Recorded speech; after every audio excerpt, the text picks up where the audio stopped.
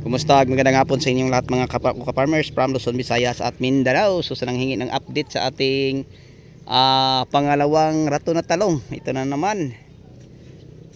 Okay, nasa 21 days na to siya mula na iraton.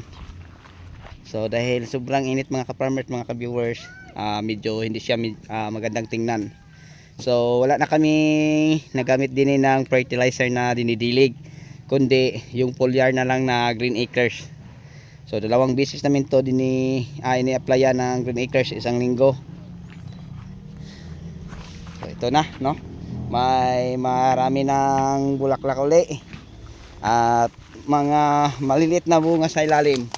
Ayan, kita natin, oh. So ito na ang ating update. So pasensya na po, no, sa inyo. Matagal tayong walang mga update sa mga pananim natin dahil po yung time na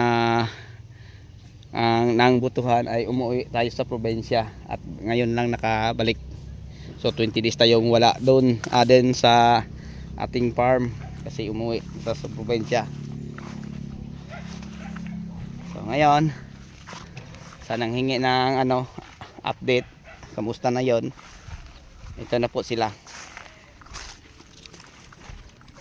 So namumulaklak na naman. Yan.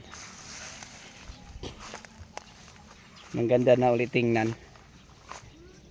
So pangalawang beses na po ito na iraton mga ka-viewers, mga ka-farmers ang ating talong. Okay, so yun lang po siguro, no, ang mai-update at mai-share ko sa inyo na pwede pala sa talong, no, iraton natin sa dalawang beses. So wala na tong dilig na fertilizer. Ang ginagawa lang din ay dinidiligan na ng tubig tapos spray ng Green Acres. Yun lang. Tapos na ganito nakaganda. At ito naman po ang ating upo na mayumi. Marami ng bunga.